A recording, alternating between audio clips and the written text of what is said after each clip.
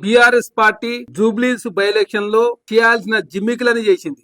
ఒకటి కాదు, రెండు కాదు. ఆర్టిఫిషియల్ ఇంటెలిజెన్స్ కావచ్చు, బీఆర్ఎస్ పార్టీ సోషల్ మీడియా కావచ్చు, బీఆర్ఎస్ పార్టీ సంబంధించిన నమస్తే తెలంగాణ టీ న్యూస్, అదే కాకుండా ట్విట్టర్ టిల్లు కేటీఆర్ గారు కావచ్చు, హరీష్ రావు గారు కావచ్చు, బీఆర్ఎస్ పార్టీ శ్రేణులంతా కూడా ఉన్నది లేనట్టుగా, లేనిది ఉన్నట్టుగా కాంగ్రెస్ పార్టీ మాట్లాడినట్టుగా రకరకాల వార్తలు క్రియేట్ చేసి జూబ్లీస్ లో ప్రయాణం జరగాలని చెప్పేసి బీఆర్ఎస్ పార్టీ భావించి రకరకాల జిమ్మిక్కులు చేసిన జూబ్లీస్ ప్రజలు కర్రగాల్చి వార్తలు పెట్టినట్టుగా బీఆర్ఎస్ పార్టీని ఆదరించకుండా అక్కడ కాంగ్రెస్ పార్టీ అభ్యర్థి భారీ మేయర్తో గెలవబోతా ఉన్నాడు.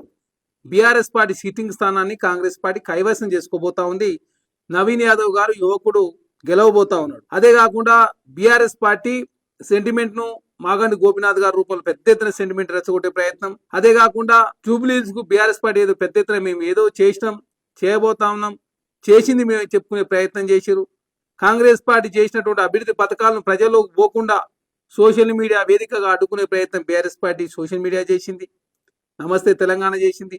రాష్ట్ర వ్యాప్తంగా ఉన్నటువంటి బీఆర్ఎస్ పార్టీ శ్రేణులంతా కూడా జూబ్లీస్ లో మకాం వేసి ఒక బీసీ యువకుడు యాదవ్ సామాజిక వర్గానికి సంబంధించిన నవీన్ యాదవ్ గారిని ఎట్లయినా ఒడగట్టాలని ఒక దురుద్దేశంలో బీఆర్ఎస్ పార్టీ చేసిన కుట్రలని కూడా పటాపంచలై యువకుడు విద్యావంతుడైనటువంటి బీటెక్ ఆర్కిటెక్ట్ చదువుకున్నటువంటి నవీన్ యాదవ్ గారు భారీ మేయర్తో గెలవబోతా ఉన్నాడు.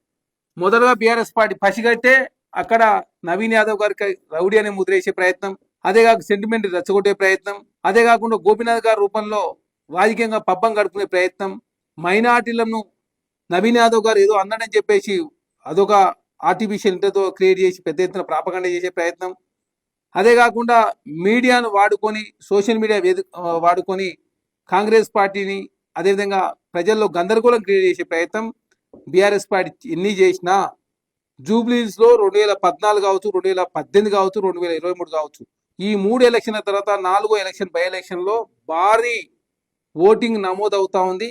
రికార్డు స్థాయిలో జూబ్లీస్ నియోజకవర్గం ఏర్పడ నుంచి 2025 వరకు ఈసారి రికార్డు బ్రేక్ చేయబోతా ఉంది. జూబ్లీస్ నియోజకవర్గంలో ప్రజలంతా కూడా స్వచ్ఛందంగా ఓటు హక్కును ఉపయోగించుకుంటూ తెలంగాణ ముఖ్యమంత్రి రేవంత్ రెడ్డి గారు కూడా చాలా స్పష్టంగా మాట్లాడండి. జూబ్లీస్ లో ఓటింగ్ పర్సెంటేజ్ పెరగాలి, 4 లక్షల ఓట్లున్న ఎప్పుడు కూడా 40% లోపే అవుతా ఉంది. కాబట్టి ఈసారి దానికి అధిగమించడం కోసం అధికారులంతా కూడా కష్టపడి పనిచేయాలని చెప్పి చాలా స్పష్టంగా రాష్ట్ర ప్రభుత్వం తరఫున పూర్తిస్థాయి సహకారం అందించడంతో జూబ్లీస్ బై ఎలక్షన్ లో భారీ ఓటింగ్ నమోదైంది. ఆ ఓటింగ్ భారీ నమోదవడే కాకుండా నవీన్ యాదవ్ గారు భారీ మేయర్తో గెలవబోతా ఉన్నాడు. బీఆర్ఎస్ పార్టీ ఓడిపోతా ఉంది.